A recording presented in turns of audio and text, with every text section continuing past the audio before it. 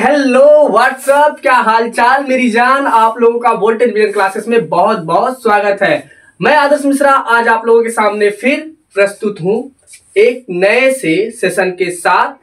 आज हम पढ़ने वाले हैं प्रकाश का अपवर्तन, जिसका बेसिक्स हम लोग पहले क्लियर कर चुके हैं। ठीक है, तो जिन प्यारे बच्चों ने अभी तक वो क्लास नहीं देखी है तो प्लीज जाओ और उस क्लास को देख लो। इससे क्या होगा, आपका बेसिक्स सही होगा। बेसिक सही होने के बाद ही आज का क्लास और बेहतर समझ में आएगा। ऐसा नहीं है कि क्लास समझ में नहीं आएगा, आएगा ये भी, बट क्या है, सोने पे सुहागा होगा ना। अगर आप पहले से उस क्लास को विजिट करके आते हो तो बढ़िया ही होगा। तो बिना समय बर्बाद किए, आप लोगों के कीमती समय को ध्यान में रखते हुए शुरू करते हैं आज का भंडारा। ओके, भंडारा शुरू करते हैं भाई। सुनना जरा, थोड़ा सा फटाफट एक क्विक रिवीजन करते हैं, जैसा कि हम लोग शुरू से करते आ रहे हैं। ठीक है, रिवीजन में हम पढ़ रहे हैं क्या, refraction of light. Refraction of light यानी कि प्रकाश का अपवर्तन। क्या पढ़ रहे हैं, प्रकाश का अपवर्तन। ठीक है, इसमें हम कुछ की पॉइंट फटाफट लिखते हैं ज्यादा समय न बर्बाद करके। की पॉइंट इसका ये है, की पॉइंट इसका ये है कि जब भी हम माध्यम बदलेंगे, समझना, अगर माध्यम बदलोगे तो दो चीजें बदलेंगी। ठीक है, क्या क्या, पहला ये बदल जाएगा उसका रास्ता, वो रास्ता अपना बदल लेगा, और दूसरा जो बदलेगा उसका वेग बदल जाता है। ठीक है, तो वेग वाला कॉन्सेप्ट अभी समझते हैं। यहां पे देखते बाबू, जब हम मीडियम चेंज करेंगे, मोटी मोटी बात है ये, लगभग लोगों को पता होगी। सर मीडियम चेंज करने पे क्या क्या बदलेगा।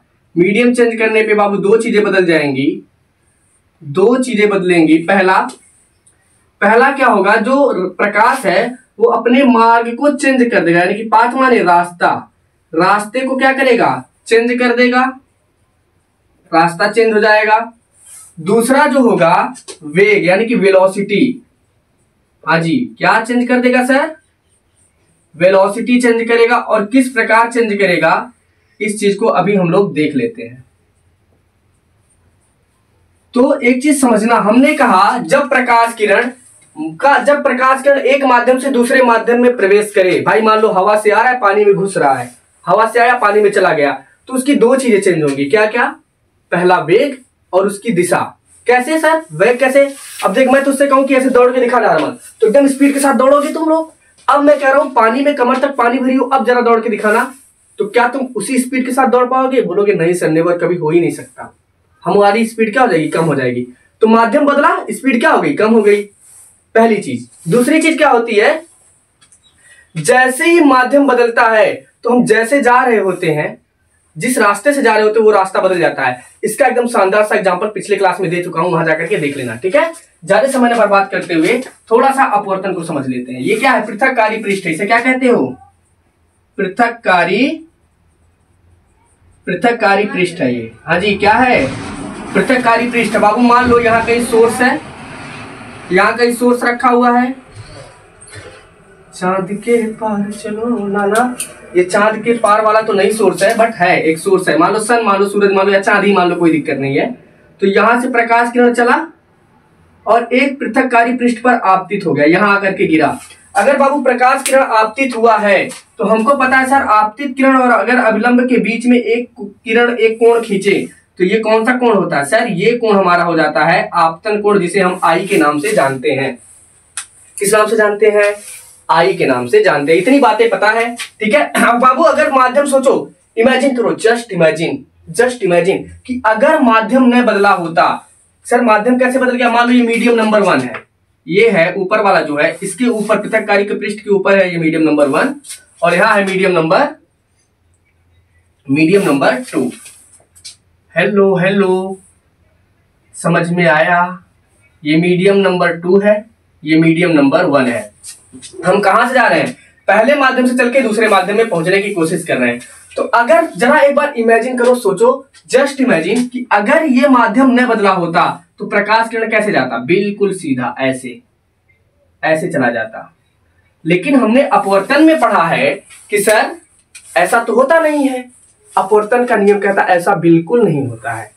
क्या होता है, जब प्रकाश किरण एक माध्यम से दूसरे माध्यम में जाता है ना, तो अपने वास्तविक रास्ते से विचलित हो जाता है, अपने वास्तविक रास्ते पे नहीं जाता, चाहे उससे इधर हट जाएगा चाहे इधर हट जाएगा। मतलब अगर मैं कहूं ये अभिलंब है, तो बाबू इसे वास्तविक रास्ते से विचलित होने का दो ही ऑप्शन है। पहला, या तो इधर की तरफ जाए या इधर की तरफ विचलित हो जाए, यानी कि या तो अभिलंब की ओर झुक जाए या अभिलंब से दूर हट जाए। हेलो, समझो, अगर अभिलंब की ओर झुके या अभिलंब से दूर हट जाए, इट मींस हमारे पास दो ऑप्शन दिखा है यहाँ पे प्यारे बच्चों। हो सकता है ये प्रकाश किरण या तो ऐसे निकल जाए, अगर ये वाला लोगे, ये पहला कंडीशन है, ये पहला कंडीशन, और हो सकता है वो ऐसे भी जा सकता है, अभिलंब की ओर झुकते हुए निकल सकता है। तो ये कौन सा कंडीशन हो गया? दूसरा कंडीशन हो गया। और दोनों कंडीशन में एक चीज समझना, मैं बार बार कहता हूं, अपवर्तित किरण और अभिलंब के बीच जो कोण बनेगा वो कौन सा बनेगा? मान लो ये R है और ये बड़ा वाला R डैश बन जाएगा। ठीक है, इतनी चीजें क्लियर हो गई। अब इसी को नजर में रखते हुए एक शानदार से वैज्ञानिक आए, एकदम मुस्कुराते हुए, इनका नाम था स्नेल्स, जिसे हमने नाम दे दिया स्नेल्स लॉ। स्नेल लॉ बाबू लागू किस पे होता है? सबसे पहले अगर बात किया जाए स्नेल्स लॉ किस पे लगेगा, तो सर उसकी कुछ कंडीशन है। कंडीशन ये है कि उसका माध्यम फिक्स होना चाहिए, उसका माध्यम फिक्स होना चाहिए, प्रकाश का कलर कैसा होना चाहिए? फिक्स होना चाहिए। जो दोनों माध्यम ले रहे हो कैसा होना चाहिए सर? फिक्स होना चाहिए। प्रकाश का कलर बिल्कुल फिक्स होना चाहिए। जी हाँ, प्रकाश का कलर कैसा होना चाहिए? फिक्स होना चाहिए। ओके, तो यहाँ पे स्नेल ने कह दिया था कि अगर आपतन कोण, ये आई है आपतन कोण है, आपतन कोण की अगर ज्या ले लिया जाए, ज्या मतलब क्या होता है? साइन, और अपवर्तन कोण की ज्या लिया जाए और इन दोनों का अनुपात निकाला जाए तो एक नियतांक मिलता है। क्या मिलता है? नियतांक मिलता है। उन्होंने बताया कि ये जो नियतांक है, इसी नियतांक को इन्होंने नाम दे दिया अपवर्तनांक। यहां तक हो गई थी चीजें, इसी के जस्ट आगे पढ़ रहे हैं हम लोग, है ना? क्या नाम दिया उन्होंने? अपवर्तनांक नाम दे दिया। इसे प्रदर्शित करते हैं हम यन से। तो बाबू समझना, sine i by sine r, यहां पे आया यन। बाबू एक चीज, मेरी बात को ध्यान से दिमाग में बैठा लो, भेजे में उतार लो ये बात, ठीक है? शॉर्टकट ट्रिक है, तुमको एकदम जुगाड़ से बता रहा हूं, ध्यान देना। जहां जाते हो, कहां जाते हो? घर से निकले हो, मामा के घर जाते हो।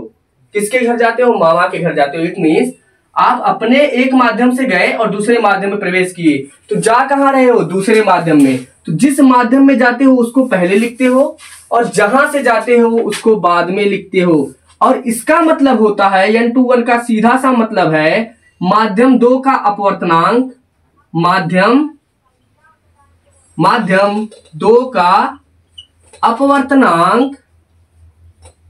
अपवर्तनांक माध्यम 1 के सापेक्ष, माध्यम 1 के सापेक्ष। ठीक है, इतनी बात क्लियर हुई? इतनी बात समझ में आ गई? बाबू इसी में एक चीज और समझना, मैं n21 को लिख सकता हूं n2 by n1, n2 by n1। देखो यह कैसे लिखा गया है, इसके लिए एकदम बेसिक्स में जाना पड़ेगा, हमको डिटेल में जाना पड़ेगा, और आपको पता है इतना टाइम ना तुम्हारे पास ना हमारे पास।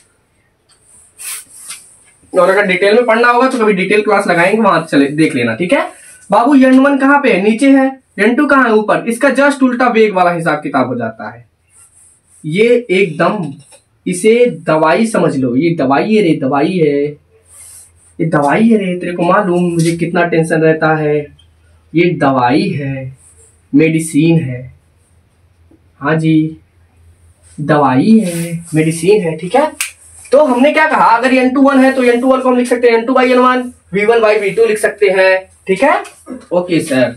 तो मैं अगर ओवरऑल बात करूं तो sine i by sine r बराबर क्या हो जाएगा? n2 बाई n1 बराबर v1 बाई v2। तो बेसिकली अगर मैं एक चीज पूछूं आप लोगों से, है ना, बस एक मेरा क्वेश्चन है, क्वेरी है आप लोगों से। क्वेश्चन ये है कि बाबू एक बात बताओ, अपवर्तन की घटना को हम कैसी चीजों पे देखते हैं? जैसे दर्पण पे हम किसको देखते थे? परावर्तन को। ऐसे अपवर्तन की घटना हमेशा समांगी माध्यम में देखा जाता है, पारदर्शी माध्यम में देखा जाता है। समझ में आई? नो समझ में आई? समझ में आ गया? कहने का मतलब अपवर्तन की घटना हमेशा कहाँ देखा जाता है? पारदर्शी माध्यम में, समांगी माध्यम में देखा जाता है। कैसे माध्यम में सर? एक शब्द में खत्म करते हैं इसको, पारदर्शी। ठीक है, तो इतनी चीजें अगर समझ में आ गई हो तो बढ़ा जाए आगे। बोलो बोलो, समझ में आ गया? जिसे नहीं समझ में आया एक बार जाके बाबू बेसिक्स वाला क्लास देखो जो इसके पीछे मैं पढ़ा चुका हूं। ठीक है, अब इसके आगे बढ़ते हैं। ये जो टॉपिक चलने वाला है ये है बोर्ड के एग्जाम पॉइंट ऑफ व्यू से बहुत ही ज्यादा महत्वपूर्ण। आ गया तो क्या करोगे? तो हमें याद करोगे, है ना? इसीलिए पढ़ लो, इसीलिए पढ़ लो मेरे भाई। तो आज हमारा जो टॉपिक होने वाला है, जो हम पढ़ने वाले हैं, जो हम टॉपिक कवर करने वाले हैं, उसका नाम है गोलीय अवतल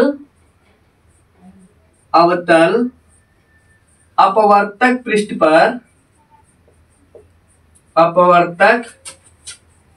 पृष्ठ पर प्रकाश का अपवर्तन। बहुत ही महत्वपूर्ण, प्रकाश का अपवर्तन बहुत ही महत्वपूर्ण टॉपिक है। मैं एक बताऊंगा, आप लोगों के लिए होमवर्क रहेगा, उत्तर दर्पण वाला करके टेलीग्राम ग्रुप में आप लोग खुद शेयर करोगे। ठीक है, अगर जरा सा पढ़ाई को लेके सीरियस हो, जरा सा तुम्हारे अंदर है जमीर कि हाँ सर हम पढ़ाई करेंगे। देखो बाबू, ये नहीं मैटर करता कि कितने बड़े संस्थान से आप पढ़ रहे हो, मैटर ये करता आप कितनी मेहनत कर रहे हो। ठीक है, आप लोगों के सामने मैं वर्क कर रहा हूं, है ना? इसीलिए मैं आप लोगों के लिए एक प्यारी सी लाइन लिखा था इस पे, मेरा लिखा हुआ है, मैं सुना ही देता हूं आप लोगों को। ठीक है, ये था कि अगर कुछ करना है तो बस जमाने की हवाओं से बगावत कर लेना। अगर कुछ करना है जमाने की हवाओं से बगावत कर लेना। अभी हमारा घर भी महल का नहीं है, अभी हमारा घर भी कैसा है? महल सा नहीं है। बात छोटी है बट गहरी है। ठीक है, शुरू करते हैं। सर अपवर्तक पृष्ठ कैसा है? अवतल है। कैसा अपवर्तक पृष्ठ है? अवतल है। तो एक ऐसे गया, एक ऐसे गया, और इसके इधर एयर है, इसके इधर ग्लास है, एक अलग, एक माध्यम 1 है, ये मान लेते हैं मीडियम नंबर 1 है, ये मीडियम नंबर 1, और मीडियम नंबर 1 जो है एयर का होने वाला है। किसका होने वाला है? एयर का होने वाला है। इधर वाला हम मान लेते हैं ग्लास है, मान लेते हैं, शायद ज्यूम करते हैं तुम्हें समझाने के लिए। ठीक है, तो सर ये मीडियम कौन सा हुआ? ये मीडियम नंबर 1 हो गया, और ये जो हो गया ये मीडियम नंबर 2। दिख रहा है आप लोगों को अच्छे से? मान लेते हैं बाबू पहले माध्यम का जो अपवर्तनांक है, इसका जो अपवर्तनांक होने वाला है वो है n1, और इसका जो अपवर्तनांक है वो है n2। यहां पे जो वेग होगा वो होगा v1, यहां जो वेग होगा वो होगा v2। अगर मैं ऐसे नॉर्मल आप लोगों से क्वेश्चन पूछे, एक बात बताओ, वेग कहां पे अधिक होगा? v1 में या v2 में? सर v1 में अधिक होगा, क्योंकि हम एयर से जा रहे हैं, इधर ग्लास है। ठीक है, सघन माध्यम में प्रकाश का वेग कम हो जाता है। चलो अब ध्यान दो, यहाँ पे एक एक पॉइंट को अच्छे से समझ लेना भाई। इसको समझ लोगे तब चीजें मजा आएंगी, अदरवाइज अगर पेपर में आ गया ना तुम्हारे, तो ये तुम्हारी धज्जियां उड़ा देगा, धज्जियां उड़ा देगा भैया। मान लेते हैं यहां कहीं ये जो पॉइंट है और ये जो पॉइंट है, इसे क्या कहते हो? इस पॉइंट को सर हम वर्तमान से, आज से 25,000 वर्ष पहले से ही इसे ध्रुव कहते आए हैं। और ये मान लो ये वाला पॉइंट प्रकाशिक केंद्र है, और कोई वस्तु है जो यहाँ पे इसके मुख्य अक्ष पर प्रकाशिक केंद्र के रखा हुआ है, और इसका जो नाम है, यहाँ रखे नहीं, थोड़ा दूर रखते हैं क्योंकि चित्र बनाने में दिक्कत होगी, यहाँ रख लेते हैं ना, थोड़ा बड़ा बड़ा रहेगा तो दिखेगा भी। इसका पॉइंट का नाम है O मतलब ऑब्जेक्ट, O मतलब ऑब्जेक्ट। ठीक है, हम क्या करते हैं, यहां से एक आपतित किरण भेजते हैं इस पे। इतनी चीजें समझ में आ गई? कोई दिक्कत है यहाँ पे? बोलो बोलो यार, कौन सा किरण है ये सर? ये है आपतित किरण, आपतित किरण है। आपतित किरण, मान लो यहां पे एक पॉइंट है जिसका नाम है यम। क्या नाम है भाई? इस पॉइंट का नाम है यम। यम पर आपतित होता है। अब बात ये आ रही है कि बाबू प्रकाश किरण तो जाना चाहिए था कैसे, सीधे। कैसे चला जाना चाहिए था, सीधे निकल जाना चाहिए था।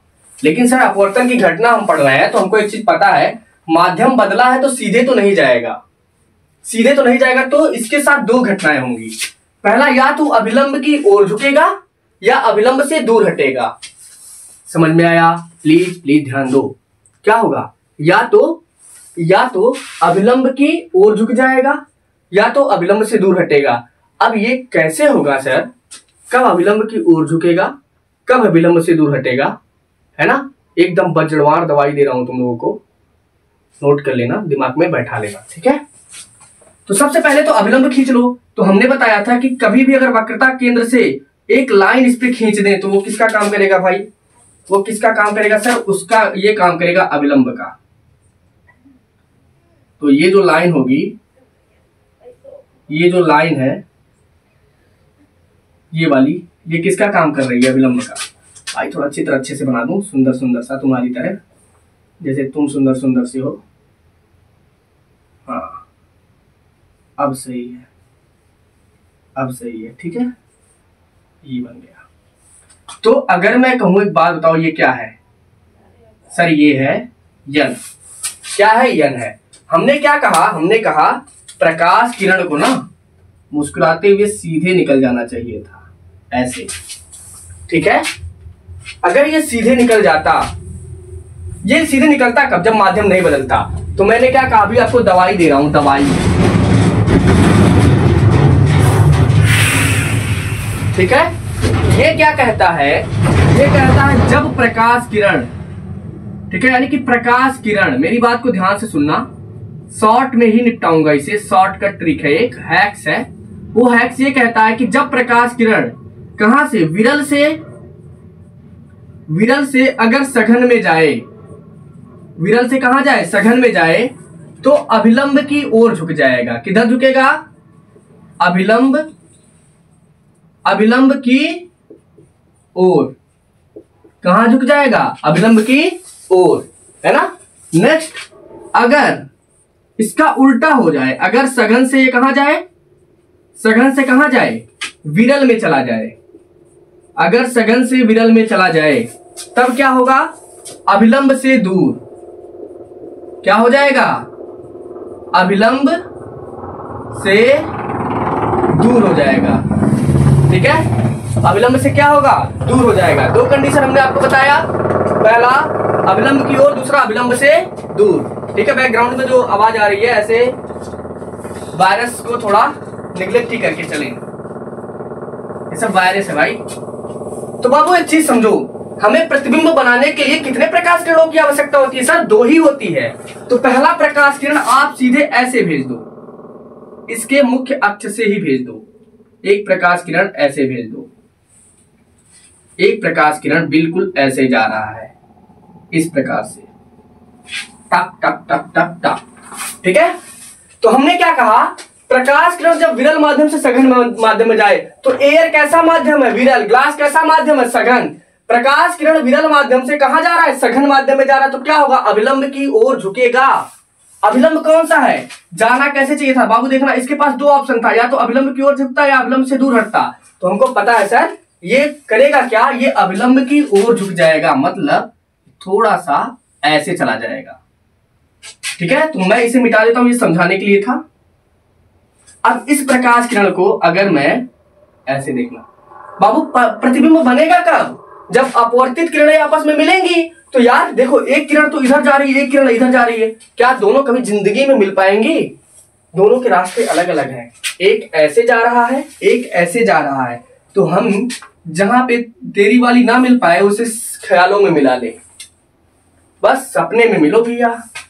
तो इसे क्या करोगे, पीछे लेकर के आओगे, धीरे धीरे धीरे, धीमे धीमे धीमे धीमे धीमे धीमे, ये टाक, यहां पे काटा, ये काट दिया, तो ये प्रतिबिंब बन गया, इमेज। और ये क्या था, ये भाई था प्रकाशी केंद्र सी।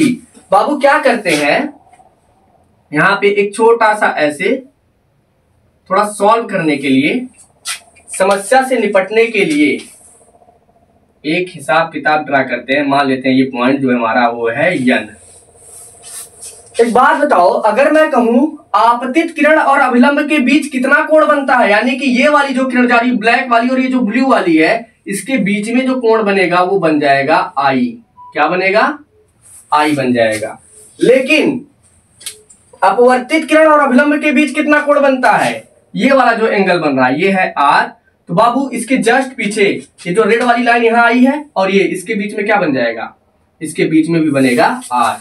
नाम दे दो, इसे नाम दे दो गामा, इसे नाम दे दो बीटा, इसे नाम दे दो अल्फा। तुम्हारे ऊपर डिपेंड करता है, तुम अल्फा बीटा गामा चाहे ऐसे मान लो चाहे ऐसे मान लो, ये लोग प्रभाव डालने वाले नहीं। तुझे अगर अल्फा बीटा गामा नहीं मानना है तुम ABCD मान लो, कोई दिक्कत नहीं आएगा, तुम्हारी इक्वेशन पे बिल्कुल भी प्रभाव नहीं पड़ेगा। ठीक है, तो ये मत सोच लेना कि अल्फा बीटा गामा अगर मानेंगे तो कोई दिक्कत होगी। ठीक है, ओके, चलो बाबू ध्यान देते हैं, है ना। अब समझना, सबसे पहले काम करते हैं त्रिभुज ओ यम और किसमें? ओ देख लेते हैं, यम देख लेते हैं, सी में। त्रिभुज ओ यम सी में किसमें बाबू? इसी चीज को अच्छे से सॉल्व करना स्टार्ट करते हैं। त्रिभुज ओ यम सी, ओ यम सी में किसमें? त्रिभुज ओ यम सी। तो बाबू इस ओ एम सी को यहां बाहर ड्रा कर लें। ये पॉइंट क्या है? ओ है, ये पॉइंट क्या है? यम है। समझो भाई, इतनी डिटेल में ना, इतने तसल्ली के साथ तुम पाओगे भी नहीं, और पक्का है, मुझे भरोसा है, अगर मैं एक को ड्रा करूंगा तो दूसरा वाला खुद ब खुद तुम लोग कर ले जाओगे। तो ये वाला पॉइंट यार, ये मुझसे तो स्ट्रेट लाइन कभी कभी नहीं बन पाता, ये मुझे बहुत परेशान करता है। जब तक लाइन अच्छे से ना बने ना, मैं इरिटेट हो जाता हूँ। ये ओ है, ये पॉइंट क्या है? यम है। ठीक है, ओ यम हो गया, और किसको किसको ले रहे हैं? O M C. तो ये वाला हो गया लाइन, ये ध्यान देना, ये कौन सा थोड़ा सा टेढ़ा है ना, ये भी, ये थोड़ा सा कुछ है ऐसे किस प्रकार से है। तो ये पॉइंट क्या है? सी है सर। एक बात बताओ मुझे, ये कोण कितना बन रहा है? ये कोण है गामा। ठीक है, और ये कोण कौन सा है? ये कोण है अल्फा। ये कोण कौन सा है भाई? आई है। कौन सा कोण है? ये आई है। तो क्या मैं, ये कौन सा कोण है बाबू? बाह्य कोण है, बहिष्ठ कोण जिसे कहते हैं। कौन सा कोण है? बाह्य कोण। बाबू एक बात बताऊं आपको, बाह्य कोण जो होता है ना, अपने आंतरिक कोणों के योग के बराबर होता है। बाह्य कोण अपने आंतरिक कोणों के योग के बराबर होता है। तो मैं यहां से लिख सकता हूं अल्फा बराबर गामा प्लस आई। तो आई बराबर क्या हो जाएगा? आई बराबर हो जाएगा alpha minus gamma, alpha minus gamma. ठीक है, ये किसका वैल्यू हमें मिल गया सर? ये वैल्यू मिल गया मुझे आपतन कोण का। आपतन कोण कितना होगा? अल्फा माइनस गामा हो जाएगा। नेक्स्ट दूसरा वाला देख लेते हैं, किसमें देखते हैं? दूसरा वाला देखते हैं त्रिभुज। त्रिभुज किसमें देख लिया जाए? आई में देख ले, यम में देख लेते हैं, सी में। त्रिभुज आई एम सी, फिर से समझो, त्रिभुज आई यम एंड सी। त्रिभुज आई एम सी से ड्रा कर लो, बाहर निकाल लो उसको, वहां पे समझने में दिक्कत होगी। तो ये पॉइंट कौन सा है सर? ये पॉइंट है आई। अच्छा रेड वाले से बनाते हैं, क्योंकि वहां पे मैं रेड लाइन से बना रखा हूं। तुम्हें बिल्कुल भी समस्या होने ही नहीं दूंगा मैं। काहे को समस्या होएगा नहीं सर, हम आप पे भरोसा करते हैं, हम आप पे करते हैं भरोसा, आप हमें समस्या नहीं होने दोगे। ये एंगल क्या है सर? अल्फा है। बाबू ये क्या है? आई है। ये क्या है? सी है। ये कोण क्या है? ये कोण है आर। यहां एंगल कितना है? यहां एंगल है बीटा। कौन सा एंगल है भाई? बीटा है। तो क्या यहां पे आपको अल्फा बाह्य कोण नहीं दिख रहा है? अल्फा बाह्य कोण नहीं दिख रहा है क्या? हेलो, अल्फा बाह्य कोण नहीं है क्या? है ना? तो मैं यहां भी लिख सकता हूं कि सर अल्फा बराबर जो होगा हमारा वो हो जाएगा beta plus r. Beta plus r, तो आर बराबर क्या आ जाएगा? आर बराबर आ जाएगा अल्फा माइनस बीटा। सर एक बात बताइए, आप बेवजह आई और आर क्यों निकाल रहे हैं? क्या रीजन है आई और आर निकालने का? तो हम बताते हैं, स्नेल का नियम क्या कहता है? स्नेल भैया हमारे वो क्या कहते हैं? सर स्नेल भैया ने तो यही बताया था कि sine i by sine r equal to n/1, यही बताया था। और इन्होंने ये भी बताया था कि मैं इसे लिख सकता हूं n/n1। तो मैं यहां पे अगर आऊं और देखूं भी तो sine i by sine r बराबर क्या हो जाएगा, n2/n1। बाबू एक बात बताऊं, एक तगड़ी बात बता दूं आपको, अगर कभी भी आई और आर छोटे हों, अगर कोण छोटा होता है तो साइन आई को हम आई लिख सकते हैं और साइन आर को आर लिख सकते हैं। सुनो फिर से ध्यान से, जब कोण छोटा हो तो साइन आई को आई, साइन आर को आर। यहां पे ध्यान देना ना, देख के क्या लगता है आपको, आई और आर छोटा नहीं होगा। अगर सर मैं कहूं कि आई तथा आर क्या है, अत्यंत सूक्ष्म है, अत्यंत सूक्ष्म है।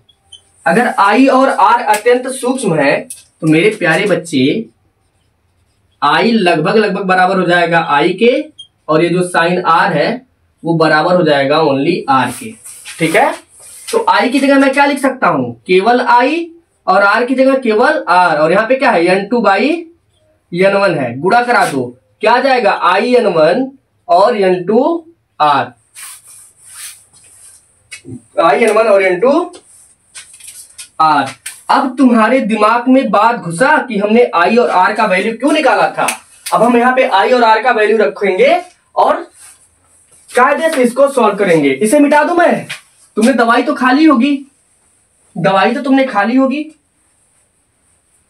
तुम्हारे बीमारी का इलाज तो हो गया होगा। ओके, चलो भैया, चलो चलो चलो। तो आई का वैल्यू रखो, आई का वैल्यू क्या आया है, अल्फा माइनस गामा। क्या आया है, alpha minus gamma, alpha minus gamma है क्या, और क्या है बगल में n1 है, बराबर क्या हो जाएगा n2 तो न को चेंज होएगा, n2 नहीं चेंज होएगा, लेकिन r का वैल्यू आया है alpha minus beta. Okay, multiply कराओ रे, फटाफट से मल्टीप्लाई कराओ। n1 का गुणा अल्फा के साथ तो क्या आ जाएगा, n1 alpha minus n1 gamma बराबर क्या आएगा, n2 alpha minus n2 beta. बाबू जैसे ना, जैसे यहां पे आपने देखा है ये वाली पॉइंट कि अगर आई और आर छोटे होते हैं तो साइन आई में बदल जाता है, साइन आर में बदल जाता है। ऐसे ही अगर कोई कोण छोटा हो, समझना, ये साइन आई छोटा था ना यहाँ पे, और मैं क्या कह रहा हूं, देखो फिर से प्लीज, बहुत बड़ी कंफ्यूजन की चीज है ये। अगर साइन आई छोटा हो तो वो किस में चेंज होगा, आई में, साइन आर छोटा हो तो किस में चेंज होगा, आर में।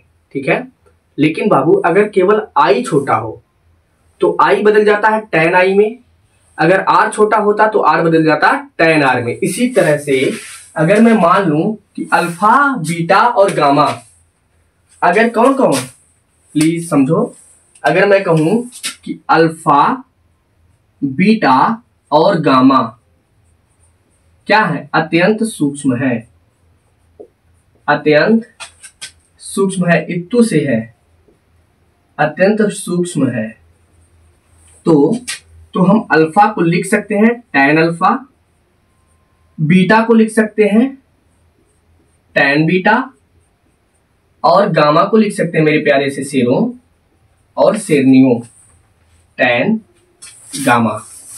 लिख सकते हैं क्या, बिल्कुल सर लिख सकते हो। तो यहां पे ये जो था इसमें अल्फा को बदलो फटाफट tan अल्फा में, बीटा को बदलो फटाफट tan बीटा में। कहां लिखा जाए, मुझे लगता है जो जरूरत वाली चीजें थी वो उधर पे हो चुकी है वहां पे, तो मैं ये वाली मिटा रहा हूं थोड़ा सा, क्योंकि हमें एडजस्ट करना है, नहीं तो इसमें एक बोर्ड में आएगा नहीं। खैर लिखते हैं यहाँ पे, यहां तक देखो कवर हो रहा है क्या, बाउंड्री पूरा यहां तक हो रहा है, फिर ठीक है। तो फटाफट से रखो n1 tan alpha minus n1 tan gamma बराबर n2 tan alpha minus n2 tan beta. ठीक है, कुछ नहीं करना है अब हमें कछु नहीं करना है, हमें निकालना है अल्फा का वैल्यू, बीटा का वैल्यू और गामा का वैल्यू। किसका किसका निकालना है? अल्फा, बीटा और गामा। तो ध्यान देना, अगर मैं tan अल्फा की बात करूं, किसकी बात कर लूं? tan अल्फा की बात कर लूं। मिटा ही देता हूं यार, नहीं तो आएगा नहीं इतने में, है ना। ये मिटा देता हूं, ये मिटा देता हूं। और ये जो एप्लीकेशन, ये जो इक्वेशन आया वो यहां लिख देता हूं। आई बराबर आया था, क्या आया था? अल्फा माइनस गामा आया था। आई बराबर जो हमारा आया था वो आया था, क्या आ गया था? Alpha minus gamma. एक ये आया था और एक आया था आर बराबर अल्फा माइनस बीटा। इसे साइड में लिख देता हूं ताकि आपको कंफ्यूजन। आर बराबर क्या हो जाएगा? यहां से देखो, अगर हम कहें कि बाबू यहाँ पे ये क्या है? आर है, ये बीटा है, ये अल्फा है, तो अल्फा बराबर बीटा प्लस आर होगा। तो आर बराबर अल्फा माइनस बीटा हो जाएगा, अल्फा माइनस बीटा। अब हमको क्या करना है, क्या क्या चाहिए देखना ध्यान से। tan अल्फा का वैल्यू चाहिए, tan गामा का वैल्यू, फिर tan अल्फा, फिर tan बीटा। तो सबसे पहले निकालते हैं tan अल्फा का। अल्फा कहाँ है? यहां है। इसके सामने लंब ये है, mn बटे cn, mn बाई cn, लंब बटे आधार। इसी तरीके से tan बीटा निकालो। tan बीटा का क्या आ जाएगा भाई? ध्यान देना, यहाँ पे tan बीटा सर आएगा, लंब कितना है? mn और आधार कितना है? in। तो mn बाई in। इसी प्रकार से tan गामा निकाल लो, कितना आएगा? tan गामा यहां से लेकर के यहां तक, लंब इतना है तो लंब बटे आधार, यानी कि mn बाई on। यहां तक चीजें अच्छे से समझ में आ गई। आगे बढ़ो बाबू, वैल्यू रखना स्टार्ट करो फटाक से।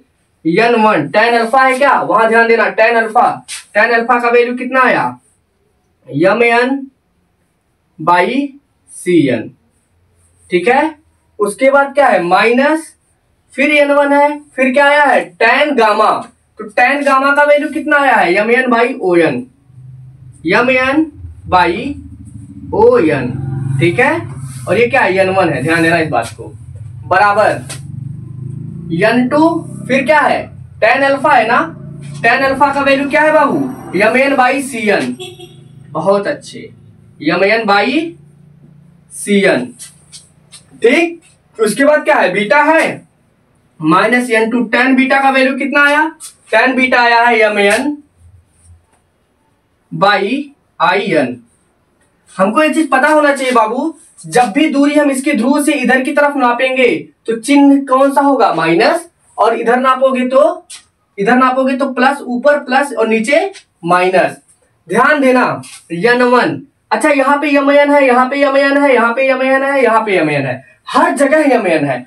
mn को कॉमन लोगे तो ये जो mn है ये यहीं पे क्या हो जाएंगे? खत्म हो जाएंगे। प्लीज समझना, बचेगा क्या? केवल n1 बाई cn बच जाएगा, माइनस n1 बाई on बचेगा, बराबर n2 बाई cn बचेगा, और क्या बच जाएगा? माइनस n2 बाई in बचेगा। बाबू यहां ध्यान दो, जो n और p के बीच का गैप है, n और p के जो बीच का गैप है ये बहुत कम है, एकदम 0 के बराबर है। तो हम यहाँ पे लगभग, यहाँ पे ध्यान देना, यहाँ पे मैं लिख सकता हूं n लगभग किसके बराबर है? सर n लगभग जो हमारा बराबर है वो लगभग p के बराबर है। हाँ जी, किसके बराबर है भाई? n लगभग p के बराबर है। जो n हमारा है वो लगभग किसके बराबर है? p के बराबर है, ठीक है। चलो, तो जहां जहां n है वहां क्या रखोगे? p रखोगे। तो n1 by cp minus n1 by op बराबर n2 बाई cp, उसके बाद माइनस n2 बाई ip। ये cp वाले को एक साइड में कर लो तो क्या हो जाएगा? इसको उधर भेज दो, इसको इधर भेज दो, n2 by cp minus n1 by क्या हो जाएगा? cp हो जाएगा। ध्यान देना, कहाँ लिखूं? चलो नहीं लिख देता हूं साइड में, ठीक है। रेड वाला कहाँ गया भाई? हमारे बगल में। क्या किया जाए? तो इसको बाबू IP को इधर भेजो, तो n2 बाई IP, नहीं यार एक काम करो, सबसे पहले वैल्यू रख लो, है ना। CP का मतलब क्या है? R। CP का मतलब R त्रिज्या को बताता है। इधर दूरी लोगे तो किसके साथ? चिन्ह के साथ रखोगे, माइनस। तो यहां आ जाएगा माइनस n1 बाई आर, यहां पे हो जाएगा माइनस n1 बाई ओपी मतलब वस्तु की दूरी, अरे भाई ओ ऑब्जेक्ट है और ध्रुव तक, तो ये आ जाएगा माइनस यू वी नहीं है, ये यू है, ध्यान देना, बराबर n2 बाई माइनस आर, यहां पे क्या हो जाएगा माइनस है ही, और n2 और ये IP किसको बताता है, प्रतिबिंब को, minus V, minus minus plus, minus minus minus plus, इसको लिखते हैं आगे कैसे, ध्यान देना, माइनस n1 बाई आर, ये minus minus plus n1 by V, यहां पे बाबू बराबर n2 by minus n2 by R, और minus minus plus n2 by V. ठीक है, इतनी बात समझ में आई। ये क्या था, यू था ना, ये था यू, देखना भैया यू वी में ज्यादा कंफ्यूजन होता है इसमें। ठीक है, चलो अब एक काम करो, आर वालों को एक साइड में कर लो, आर वालों को एक साइड में कर लो, है ना, इसे भेज दो इधर, इसे भेज दो इधर, और इसको भेज दो उधर। तो या इसको जब इधर भेजोगे तो क्या होगा, ये माइनस वाला इधर आ जाएगा, प्लस हो जाएगा यहाँ पे, ध्यान देना, यहाँ n2 बाई आर किधर भेजो, इधर, माइनस n1 बाई आर, और इसको जब उधर भेजोगे तो यहाँ पे ऑलरेडी क्या है, n2 बाई वी तो है ही, n2 बाई वी है, और इसको इधर भेज दिए, क्या आ जाएगा माइनस n1 बाई